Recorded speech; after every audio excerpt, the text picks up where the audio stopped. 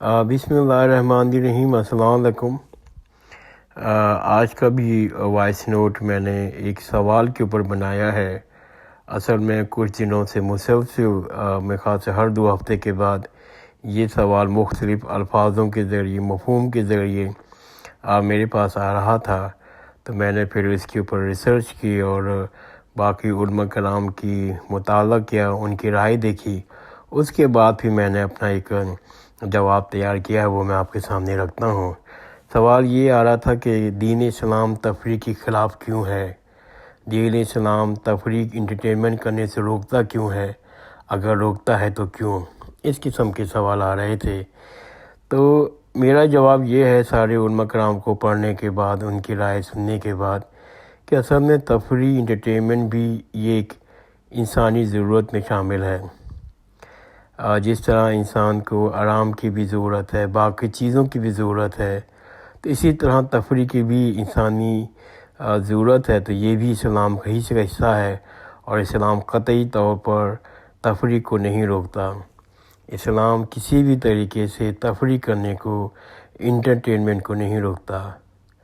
صرف اسلام یہ چاہتا ہے تفریح میں اور باقی سارے کاموں میں بھی، کہ کوئی بھی کام کریں، کسی بھی مرحلے میں ہو، ہم وہ کام قرآن اور سنت کی پابندی کے ساتھ کریں۔ اسلام اسی طرح چیزوں کو نہیں دیکھتا۔ اسلام یہ ضرور دیکھتا ہے کہ کسی بھی ضرورت میں ہم اخلاقی لحاظ سے غلط کام تو نہیں کر رہے۔ اخلاقیات پہ بہت زور ہے۔ ہم سب لوگ جانتے ہیں اللہ نے چند چیزوں کو متعین کر کے بتا دیا ہے۔ کسی انسان کو اس کے قریب نہیں جانا چاہیے۔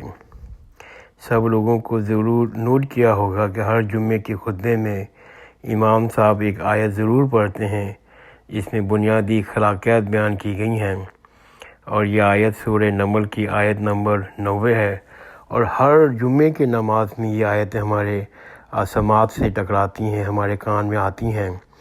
وہ آیت ہیں: بسم اللہ الرحمن الرحیم، ان اللہ یامر بالعدل والاحسان وایتاء ذی القربی وینہی عن الفحشاء والمنکر والبغی یعظکم لعلکم تذکرون۔ اس کا ترجمہ یہ ہے، لفظی ترجمہ یہ ہے: بے شک اللہ تمہیں عدل و احسان کرنے، قرابت داروں کو دینے کا حکم دیتا ہے، بے حیائی اور بری بات اور سرکشی سے منع کرتا ہے، اور وہ تمہیں نصیحت کرتا ہے تاکہ تم سمجھو۔ تو یہ اس کے قرآن شریف کا الفاظ ہیں جس کے معنی میں نے بیان کیے، یعنی کہ اللہ تعالیٰ اس بات کی ہدایت دیتا ہے کہ عدل سے کام لو، احسان سے کام لو، عدل سے بھی آگے بڑھ کر احسان کرو، رشتہ داروں کو اپنے مال میں شریک کرو، یہ ان کا حق ہے۔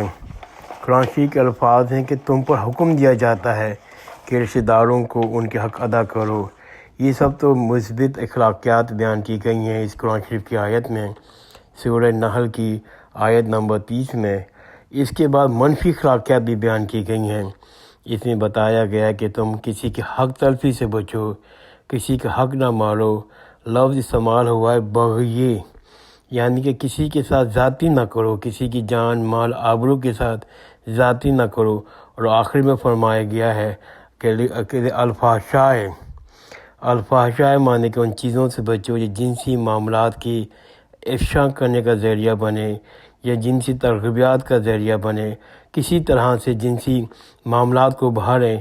یہ سب چیزیں اللہ تعالیٰ کے نزدیک برے کام ہیں، ان سب سے بچنا چاہیے۔ ان چیزوں سے بچ کر ہم تفریح کر سکتے ہیں، زندگی کا کوئی بھی کام کر سکتے ہیں۔ اور یہ کہ عمومی اللہ تعالیٰ کی طرف سے ہدایت ہے، نہ صرف تفریح کے لیے، باقی سب کاموں کے لیے۔ خاص طور پر تفریح میں یہ کہا جاتا ہے کہ انسان کی زندگی میں تفریح اتنی ہونی چاہیے جیسے کہ آٹا میں نمک کے برابر، نہ کہ الٹا معاملہ ہو کہ زندگی کا مقصد ہی فن ہو، زندگی کا معاملہ ہی انٹرٹینمنٹ ہو، کیونکہ اللہ تعالیٰ نے زندگی فن کے لیے نہیں بنائی، اللہ تعالیٰ نے زندگی انٹرٹینمنٹ کے لیے نہیں بنائی، اللہ تعالیٰ نے زندگی بڑے مقصد کے لیے بنائی ہے، اس کو حاصل کرنے کے لیے بنائی ہے۔ زندگی کا مقصد صرف انجوائمنٹ نہیں ہے۔ دن بھر کمپیوٹر گیم کھیلنا، یا شام کو رات بھر کیفے میں یا حقہ پارلر وغیرہ جگہوں میں بیٹھ کے وقت کو ضائع کرنا، ایسا کرنا اللہ تعالیٰ کو پسند نہیں ہے۔ ہر چیز ایک لمٹ کے اندر اللہ تعالیٰ کو پسند ہے۔ اس لیے تو قرآن شریف میں الفاظ مساوات کے آئے ہیں، میان روی کے آئے ہیں، کسی حد تک چیزیں پسند ہیں، لیکن اگر آپ لمٹ کراس کریں گے، انٹرٹینمنٹ کو ہی دیکھتے رہیں گے تو اس کو اللہ تعالیٰ پسند نہیں کرتا۔ آگے اللہ تعالیٰ نے جو احکامات بتائیں باقی چیزوں کے لیے کہ ہمیں شرک سے بچنا چاہیے، کوئی بھی ایسا کام نہ کریں کسی بھی لحاظ سے، انٹرٹینمنٹ میں، فن میں، جس میں شرک ہو رہا ہو، جس میں کسی طرح سے بے حیائی بدکاری کا عنصر نمایاں ہو رہا ہو، یا کسی بھی طرح سے کسی بھی کے حق تلفی ہو رہی ہو، اور کسی کی ذاتی ہو رہی ہو، یا مال آبرو کے ساتھ ذاتی ہو رہی ہو، یہ سب چیزیں اللہ تعالیٰ نے سورہ احزاب کی بھی آیت نمبر 32 میں بیان کر دی گئی ہیں، اور یہاں خاص طور پر سورہ نحل میں بیان کی گئی ہیں۔ ان چیزوں کو مد نظر رکھ کر آپ انٹرٹینمنٹ کریں، سب کچھ کریں، لیکن ہمیں اللہ تعالیٰ کی جو بنائے ہوئے حدود کو اس کو کراس نہیں کرنا چاہیے۔ یہی میں نے اب سیکھا ہے علماء کرام سے اس موضوع کے اوپر، اور خود جو علم حاصل کیا وہ میں نے بیان کر دیا۔ یا اللہ پاک اگر میں نے کوئی بات غلط بیان کی ہو وہ آپ کے دماغ سے بھی اور میرے دماغ سے بھی نکال دے۔ جزاک اللہ خیرن، خدا حافظ۔